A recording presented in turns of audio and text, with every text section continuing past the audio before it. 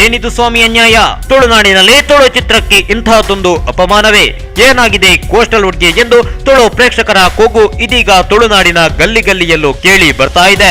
ತುಳು ಚಿತ್ರರಂಗದ ಮೊಟ್ಟ ಮೊದಲ ಗ್ರಾಫಿಕ್ ತಂತ್ರಜ್ಞಾನ ಬಳಸಿದ ಚಿತ್ರ ಉಮಿಲ್ಗೆ ಇದೀಗ ಥಿಯೇಟರ್ ಪ್ರಾಬ್ಲಮ್ ಎದುರಾಗಿದೆ. ಅದರಲ್ಲೂ ಮೇನ್ ಥಿಯೇಟರ್ ಪ್ರಾಬ್ಲಮ್. ಈಗಾಗಲೇ ಚಿತ್ರತಂಡ ಥಿಯೇಟರ್ ಲಿಸ್ಟ್ ಅನೌನ್ಸ್ ಮಾಡಿದ್ದು ತುಳುನಾಡಿನ ಕೇವಲ 12 ಚಿತ್ರಮಂದಿರಗಳು ಮಾತ್ರ ಉಮಿಲ್ನ ಪಾಲಾಗಿದೆ. ಮುಖ್ಯವಾದ ಸಂಗತಿ ಏನಪ್ಪಾ ಅಂದ್ರೆ ಉಮಿಲ್ಗೆ ಮೈನ್ ಥಿಯೇಟರ್ ಕೈಕೊಟ್ಟಿದೆ.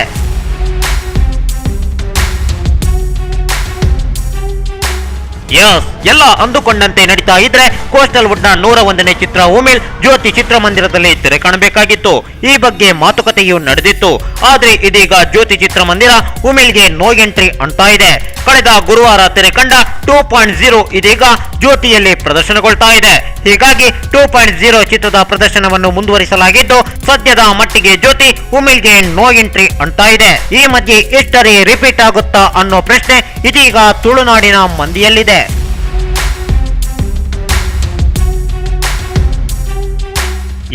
ಮಾರ್ಚ್ 23, 2018ರಂದು ತೆರೆ ಕಂಡ ಅಪ್ಪೆ ಟೀಚರ್ ಸಿನಿಮಾಗೂ ಮೈನ್ ಥಿಯೇಟರ್ ಸಮಸ್ಯೆ ಎದುರಾಗಿತ್ತು. ಆದ್ರೆ ಸಿನಿಮಾವನ್ನು ಮಲ್ಟಿಪ್ಲೆಕ್ಸ್ ನಲ್ಲಿ ರಿಲೀಸ್ ಮಾಡಿದ್ರು. 2ನೇ ವಾರಕ್ಕೆ ಅಪ್ಪೆ ಟೀಚರ್ ಜ್ಯೋತಿ ಚಿತ್ರಮಂದಿರಕ್ಕೆ ಎಂಟ್ರಿ ಕೊಡ್ತು. ಎಲ್ಲಿಯವರೆಗೆ ಅಂದ್ರೆ ಕೇವಲ ತುಳುನಾಡು ಮಾತ್ರವಲ್ಲ, ಸಕಲೇಶಪುರ, ಕೊಪ್ಪ, ಮೂಡಿಗೆರೆ, ಮಡಿಕೇರಿ ಹೀಗೆ ಪ್ರಪಂಚದಾದ್ಯಂತ ರಿಲೀಸ್ ಆಯಿತು. ಬೆಂಗಳೂರಿನಲ್ಲಿ ಏಕಕಾಲಕ್ಕೆ 5 ಚಿತ್ರಮಂದಿರಗಳಲ್ಲಿ ತೆರೆ ಕಂಡಿತು. ಎಲ್ಲಿಯವರೆಗೆ ಅಂದ್ರೆ ಮಲ್ಲೇಶ್ವರದ ಸವಿತಾ ಸಿನಿ ಸ್ಕ್ವೇರ್ ನಲ್ಲಿ 2 ವಾರಗಳ ಜನಭರಿತ ಪ್ರದರ್ಶನ ಕಂಡಿತು.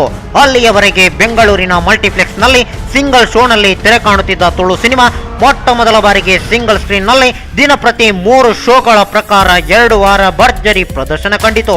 ಇದೀಗ ಅಪ್ಪೆ ಟೀಚರ್ಗೆ ಆದ ಸಮಸ್ಯೆ ಉಮಿಲಿಗೂ ಎದುರಾಗಿದ್ದು ಹಿಸ್ಟರಿ ಮತ್ತೆ ಮತ್ತೆ ರಿಪೀಟ್ ಆಗುತ್ತಾ ಅನ್ನೋ ಪ್ರಶ್ನೆ ಇದೀಗ ಕಾಡ್ತಾ ಇದೆ.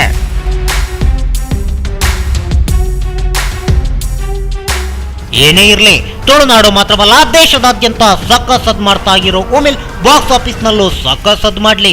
ಹಾಗೆ ಹಳೆಯ ಎಲ್ಲ ರೆಕಾರ್ಡ್ ಗಳನ್ನು ಬ್ರೇಕ್ ಮಾಡಿ ಹೊಸ ದಾಖಲೆ ನಿರ್ಮಿಸಲಿ ಅನ್ನೋದೇ ನಮ್ಮ ಆಶಯ.